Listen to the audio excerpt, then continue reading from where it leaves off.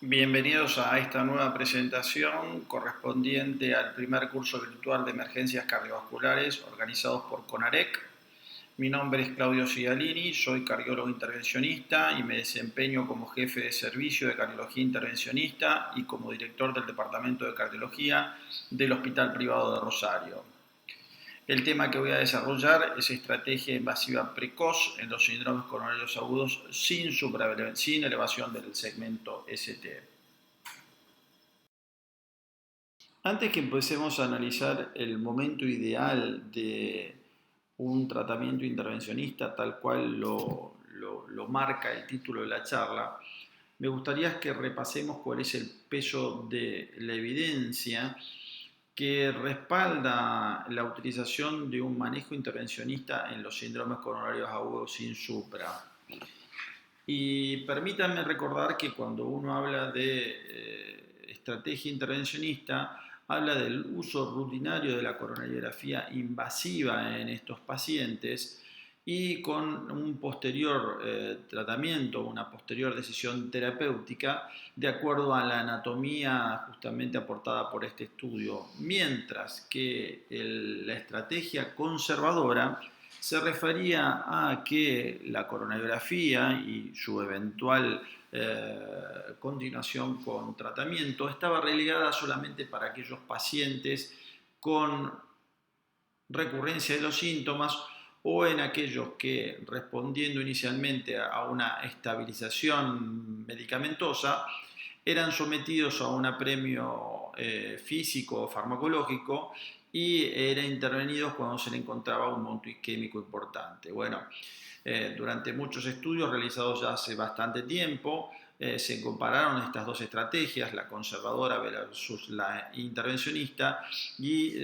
todos estos estudios que nosotros vemos aquí aportaron una evidencia contundente en favor del tratamiento invasivo en este tipo de pacientes. Este beneficio uno lo puede traducir en números y concretamente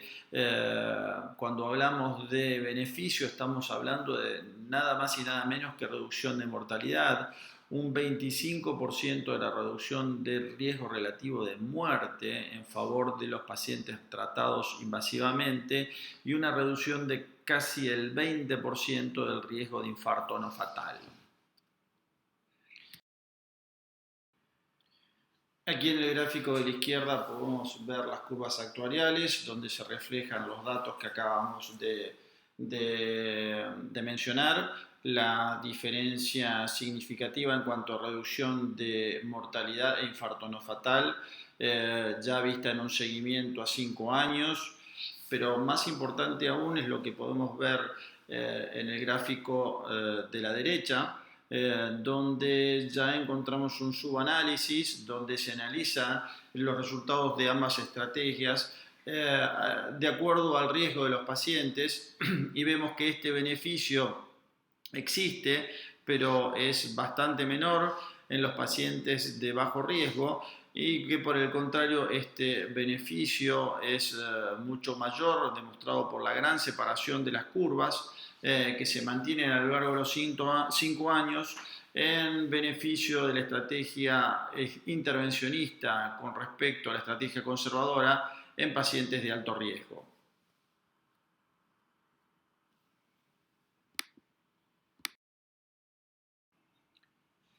Pero primero debemos plantearnos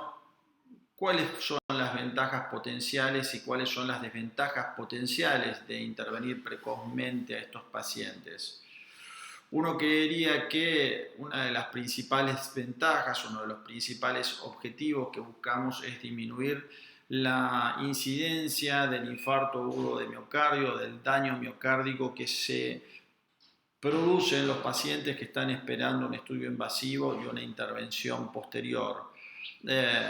Intervenir precozmente prevendría este daño y esto sería uno de los argumentos más en favor de una estrategia intervencionista precoz. Esto también, estabilizar la placa con el implante de un stent, disminuiría los riesgos de isquemia recurrente Y por otro lado también podría producir un beneficio en cuanto a reducción del riesgo de sangrado. Ustedes saben que el sangrado, sobre todo si es sangrado mayor, repercute negativamente en el pronóstico y en la sobrevida de los pacientes, tanto en forma inmediata como alejada. Entonces, este beneficio podría llegar a ser importante porque al acortar los tiempos de tratamiento anticoagulante, los riesgos de sangrado podrían llegar a disminuir, al menos como hipótesis. También mejoraría el pronóstico de pacientes gracias a los 3 puntos que mencionamos previamente. Tendríamos menos carga de días de internación, una menor estadía hospitalaria y esto traería aparejado un menor costo. Como desventaja, una de las principales es logística,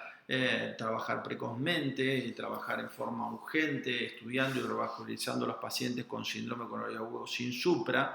implicaría una mayor carga de trabajo para el team intervencionista, para los hemodinamistas, que ya muchas veces vienen bastante saturados con las urgencias que implican los síndromes coronarios agudos con supra. Entonces, trabajar en forma rutinaria con una estrategia intervencionista precoz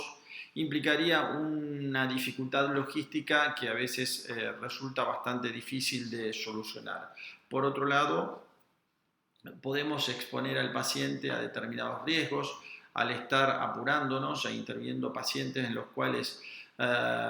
no se le dio tiempo al tratamiento de pasivación de la placa, al tratamiento anticoagulante, al tratamiento antiagregante plaquetario. Podemos estar tratando placas con un alto contenido trombótico y eso nos puede llevar a complicaciones como trombosis del stent, embolias distales, fenómenos de low flow o no flow, que podrían llegar a ser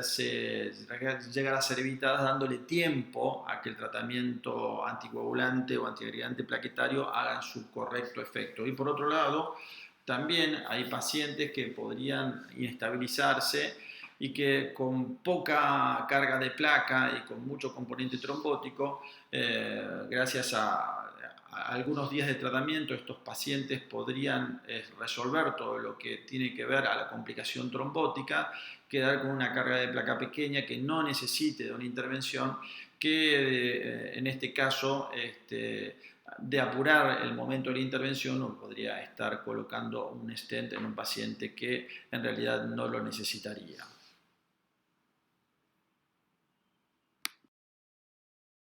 Y bueno, y de este modo ya se nos van planteando algunos interrogantes que ya tienen que ver más que con la conducta, con el momento ideal para aplicar esta conducta invasiva. Y la primera pregunta que nos debemos hacer es qué tan precoz debe realizar esta y si realmente en los síndromes coronarios agudos sin supla debemos trabajar igual que el infarto agudo de miocardio y debemos ofrecer a estos pacientes una estrategia intervencionista sumamente precoz, urgente, en menos de 2 horas, algo similar a lo que se ofrece en angioplastía primaria, o bien en estos pacientes debemos esperar el efecto del tratamiento, pasivar la placa, estabilizar la placa y estudiar y tratar a los pacientes en forma diferida luego de algunos días de tratamiento. Y otra pregunta que se nos puede presentar es que probablemente la conducta invasiva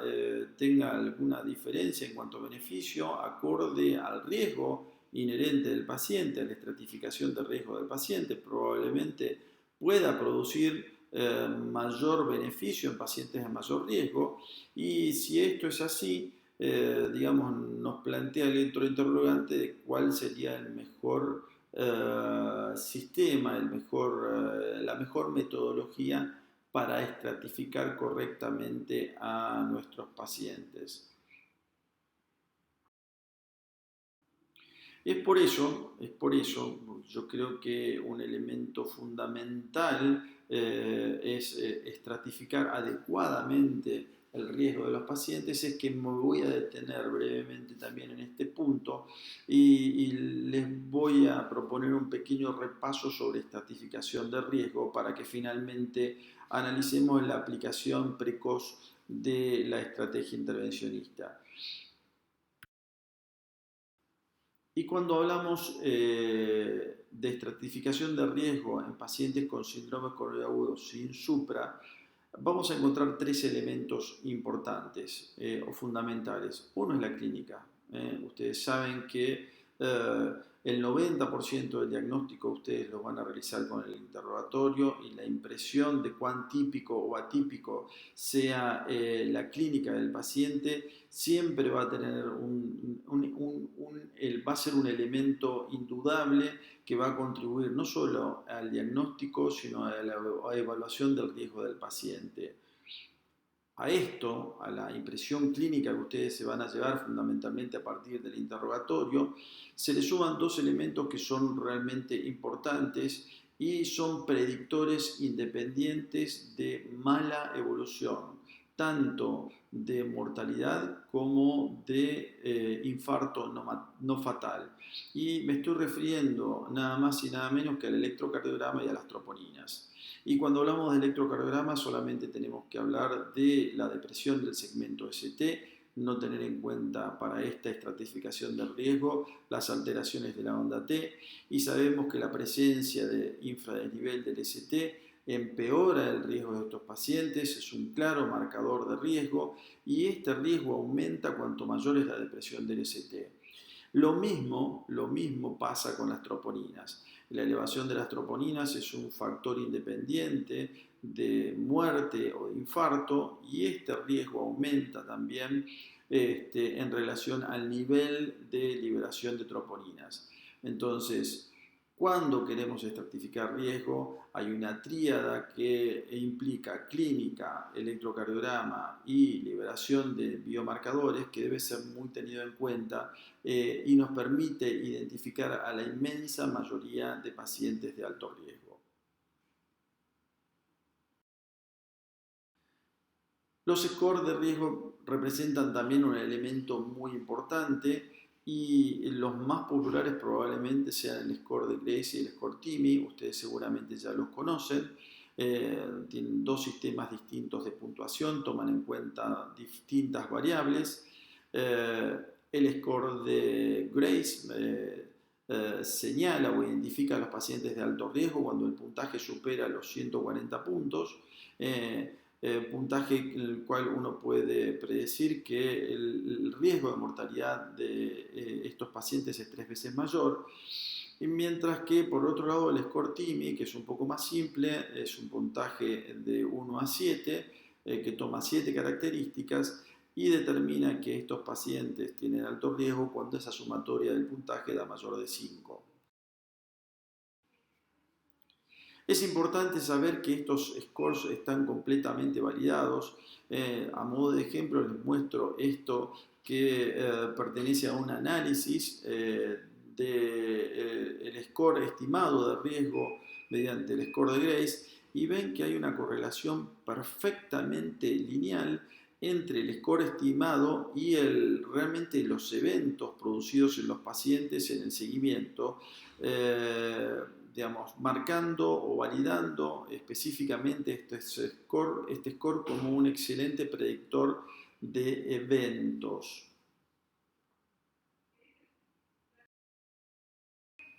Sin embargo, es importante que ustedes no dejen de tener un criterio clínico en la evaluación de riesgo y no se transformen en menos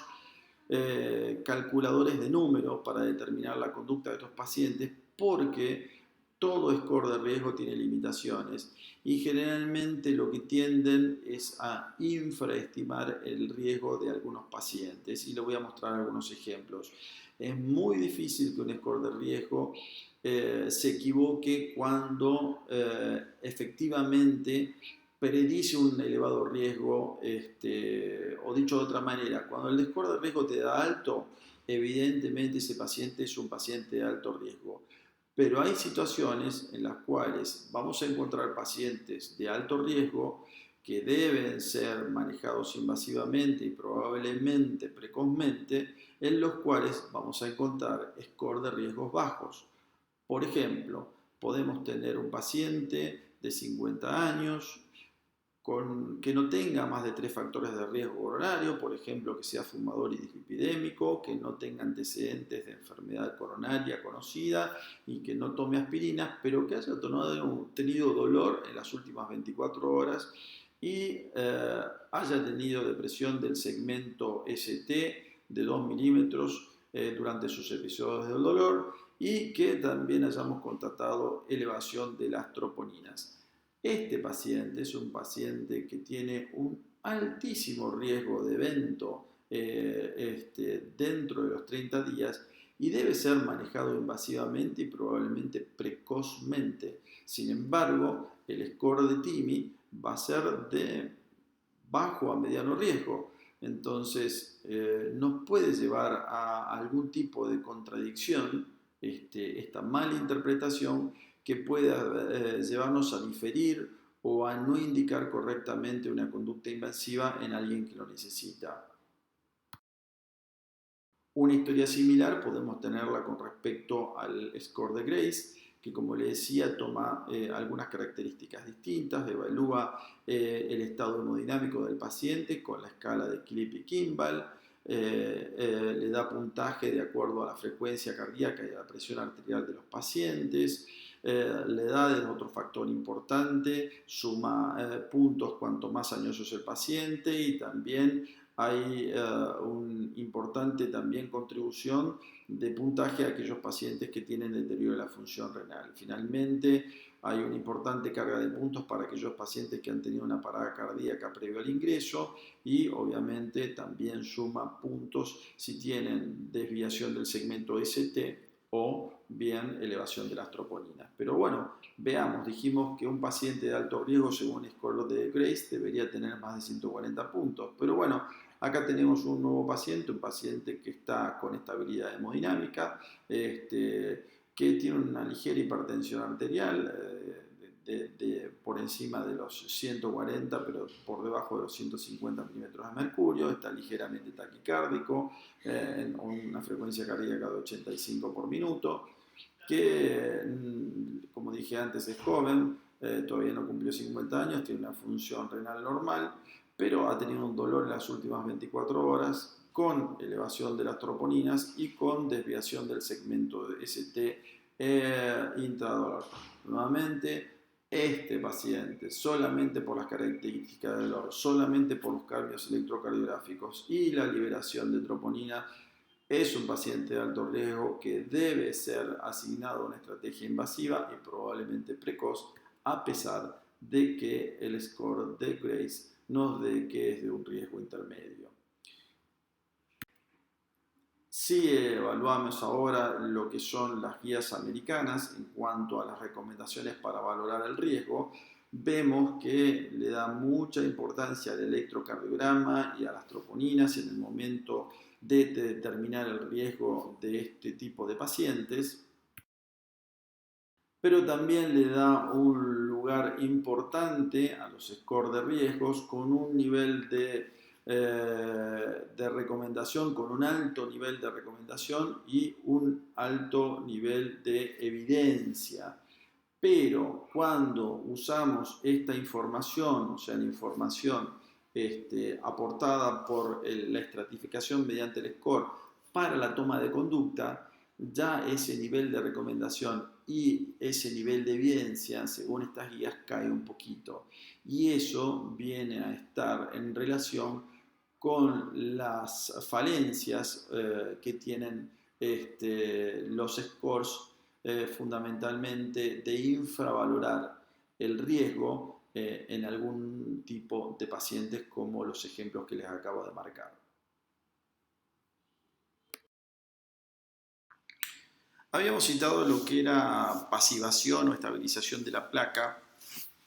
y esto también es un elemento importante del tratamiento que no debemos dejar de remarcar. El estudio Pursuit es un estudio bastante antiguo, pero fue uno de los primeros que marcó o remarcó la importancia de estabilizar o pasivar la placa mediante antiagregación y anticoagulación en forma agresiva. y ustedes ven acá la reducción absoluta del 3,7% en el riesgo de infarto agudo de miocardio previo a llegar a la coronariografía, pero previo a llevar a la angiografía. Entonces, una estrategia intervencionista no quiere decir que no debe hacerse el tratamiento óptimo y suficiente, sino que por todo lo contrario es un aliado del tratamiento médico y lo que busca es evitar son estos eventos, estos infartos que se producen hasta un 2% de los 2 primeros días a pesar de un tratamiento médico óptimo. Ese es el verdadero goal de un tratamiento intervencionista precoz. Ya para que empecemos a ver de qué estamos hablando, es importante que repasemos las definiciones, porque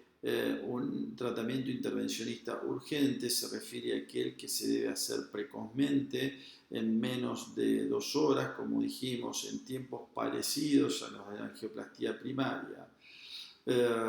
Cuando hablamos de una estrategia intervencionista precoz, estamos hablando de llevar al paciente a la sala de hemodinamia dentro de las primeras 24 horas. En la práctica, esto podría representar dejar al hemodinamista que duerma tranquilo y llevar al paciente a la mañana siguiente. Y bueno, finalmente tenemos la citada estrategia diferida, en la cual daríamos lugar a la pasivación o al tratamiento de estabilización con anticoagulantes y antiagregantes plaquetarios y llevaríamos a sala de hemodinamia al paciente más allá de las 24 horas.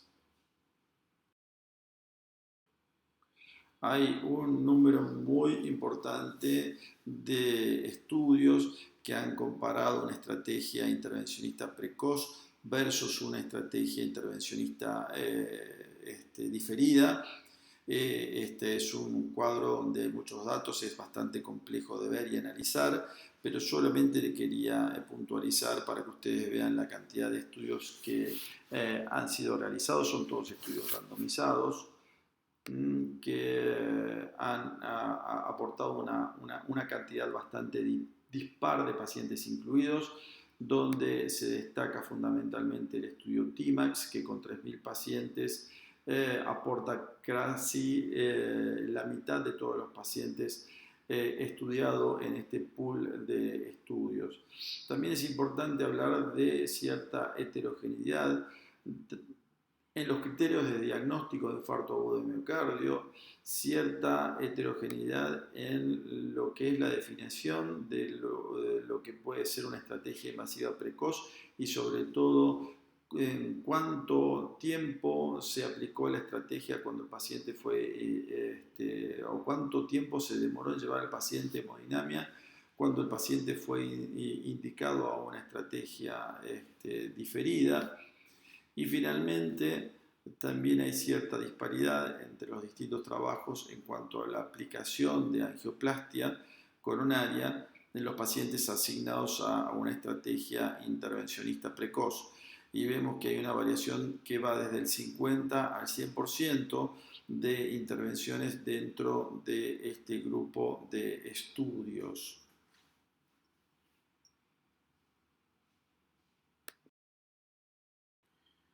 Bueno, ahora ya analizados todos estos estudios en conjunto, podemos ver este metaanálisis, dentro de los cuales hay varios publicados y más o menos llegan todos a la misma conclusión,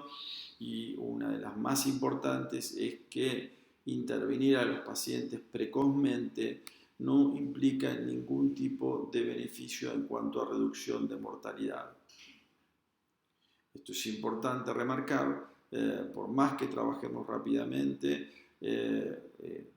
y asignar a los pacientes a una estrategia intervencionista precoz no implica ningún beneficio en cuanto a reducción de mortalidad, tampoco implica ningún beneficio en cuanto a reducción de la incidencia de infarto no fatal.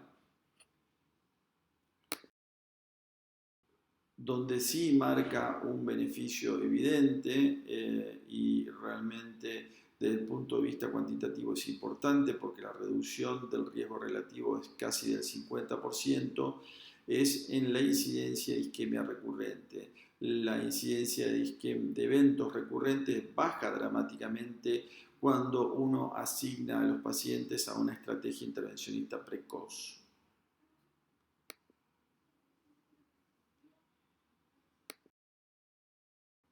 Por otro lado, también dio neutro, o sea, no hubo beneficio en cuanto a que no hubo una reducción en la incidencia de sangrado mayor.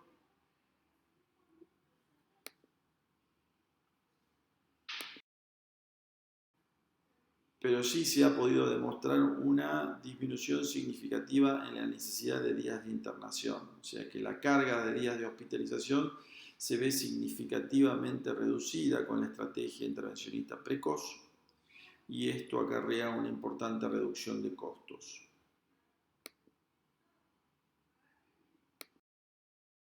Nos habíamos planteado como interrogante si también para elegir el momento de la intervención para asignar a los pacientes a una estrategia intervencionista precoz,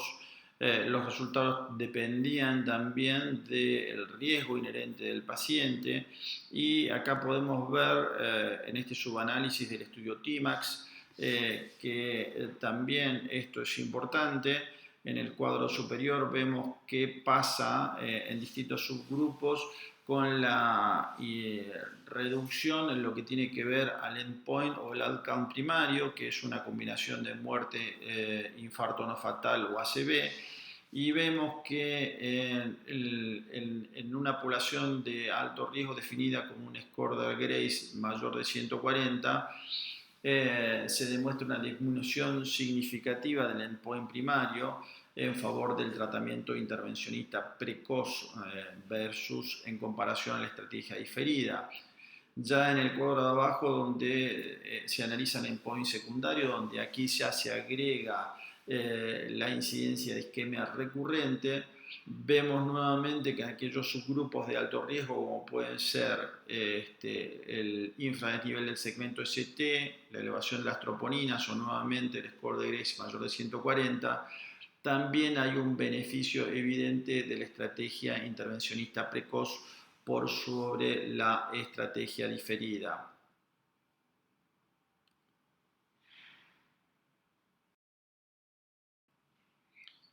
Esta misma información podemos analizarla claramente o verla claramente en este gráfico de curvas actuariales, donde vemos que en las curvas de abajo, en pacientes de bajo riesgo, el beneficio de una estrategia intervencionista precoz es prácticamente nulo, no hay separación de curvas, no existe un claro beneficio de estudiar y tratar precozmente estos pacientes y por el otro lado, por el contrario, encontramos una gran separación, un gran beneficio cuando estudiamos e intervenimos precozmente a los pacientes de alto riesgo. A una conclusión similar en este subanálisis de acuerdo a la estratificación de riesgo. En este caso utilizaron el score de FIX, que es otro score de evaluación de riesgo para pacientes con síndrome coronario agudo sin supra, y nuevamente arriban a resultados similares que el TIMAX, en los cuales en pacientes de bajo riesgo no hay un beneficio adicional interviniendo estos pacientes precozmente, y sin embargo sí hay un beneficio evidente en cuanto a reducción de eventos cuando los pacientes de alto riesgo son intervenidos precozmente. Ahora bien, mencionábamos que existía cierta disparidad en cuanto al tiempo de demora en los distintos estudios, y esta disparidad tenía que ver más que nada en los pacientes asignados a la estrategia diferida, porque como vemos acá, dentro de los pacientes asignados a la estrategia invasiva precoz, representadas por las barras azules, vemos que todos los pacientes fueron intervenidos dentro de las primeras 24 horas, aunque algunos muy precozmente, como podemos ver, La altura de las barras en algunos estudios es muy pequeña, representando que algunos pacientes o en algunos estudios los pacientes fueron estudiados e intervenidos precozmente en menos de 2 horas. Y en algunos otros la ventana de tiempo se extendió hasta las 24 horas. Ya cuando evaluamos los pacientes evaluados o asignados a una estrategia diferida, encontramos un grupo de estudios en los cuales los pacientes fueron estudiados relativamente precozmente, no más allá de las 48 horas. Probablemente la estrategia aplicada aquí fue la del día siguiente. Encontramos algún grupo de pacientes asignados más allá de las 48 horas y finalmente el estudio ISARCUL, que fue el estudio que mayor diferencia tuvo entre las dos estrategias, dado que los pacientes asignados a la estrategia invasiva precoz fueron intervenidos muy precozmente y aquellos designados a una estrategia diferida fueron intervenidos más allá de los 4 días. Y estas diferencias en el tiempo pueden llegar a ser importantes según lo marca este subanálisis, dado que este gráfico demuestra que el beneficio de una estrategia intervencionista precoz es mayor cuanto mayor es la diferencia en tiempo entre las dos estrategias. Dicho de otra manera, cuanto mayor es la demora en implementar la intervención para los pacientes asignados en la estrategia diferida, mayor es el beneficio relativo de la estrategia intervencionista precoz. Eso podría ser una lectura. La otra lectura podría ser que esto puede marcar también un efecto deleterio de una excesiva demora en la implementación del tratamiento en aquellos pacientes asignados a una estrategia diferida.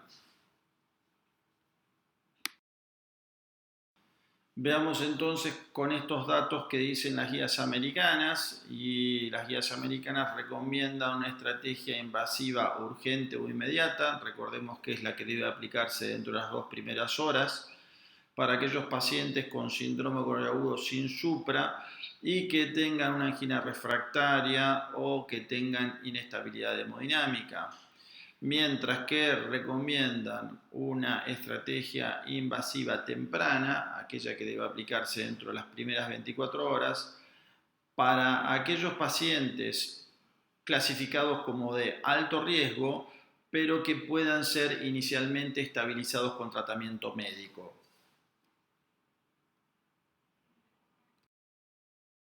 También es importante identificar a aquellos pacientes que no se beneficiarán de una estrategia invasiva temprana o que directamente no se beneficiarán de una estrategia invasiva. Y dentro de estos tenemos que citar a los pacientes con importantes comorbilidades, que ya de por sí, debido a la coexistencia de estas enfermedades, su pronóstico no pueda ser modificado, o bien que la implementación de un tratamiento intervencionista puede ser deleterio para ellos. Y en el otro extremo tenemos a los otros pacientes sanos que se presentan con dolor precordial, sin cambios en el electrocardiograma, con baja probabilidad de tratarse de un verdadero síndrome coronario agudo, sin elevación de las troponinas, sobre todo si son mujeres. Estos pacientes en general no se recomienda una estrategia invasiva directa, y probablemente lo que convenga en estos pacientes es una estratificación funcional previo a una eventual indicación de coronariografía.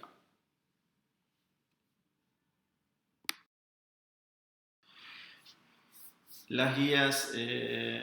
europeas coinciden bastante con las guías americanas. Probablemente la forma de presentación sea un poquito más didáctica. A mí en lo personal me gustan un poquito más.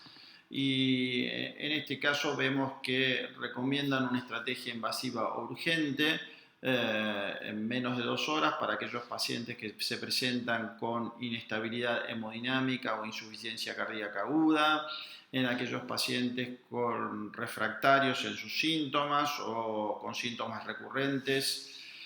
aquellos pacientes con arritmias intratables o con sospecha de complicaciones mecánicas. Todos estos grupos de pacientes de muy alto riesgo deben ser estudiados e intervenidos muy precozmente de forma urgente. Para aquellos pacientes estabilizados médicamente, en el cual no recurren sus síntomas, pero son estratificados o clasificados con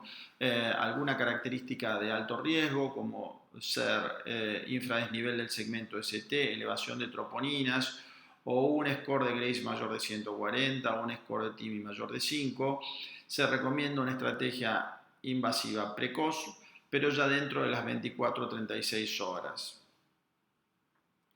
Para aquellos pacientes de riesgo intermedio, y en estos pacientes encontramos pacientes que no tienen elevación de troponina, que no tienen ST, pero que tienen diabetes mellitus, que tienen un antecedente de insuficiencia renal crónica o insuficiencia cardíaca previa, o venían tratados previamente con aspirina, o que el score de riesgo les da intermedio, como puede ser un score de Grace entre 109 y 140. En estos pacientes se recomienda un tratamiento invasivo diferido dentro de las primeras 72 horas, aunque también se encuentra validada la evaluación de isquemia mediante un método no invasivo. Y finalmente, para pacientes de bajo riesgo, la recomendación clara es evocar isquemia previo a la indicación de un tratamiento invasivo. Ya a modo de resumen, podemos concluir que la estrategia intervencionista precoz no ha mostrado beneficios en cuanto a reducción de mortalidad o incidencia de infarto no fatal, que sí reduce significativamente la incidencia de isquemia recurrente y disminuye los tiempos de hospitalización,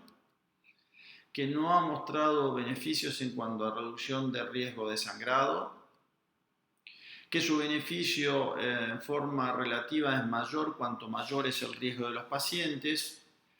y que existiría algún riesgo incrementado relacionado con la excesiva demora de los pacientes para llegar a un estudio invasivo y a una eventual intervención. Muchísimas gracias.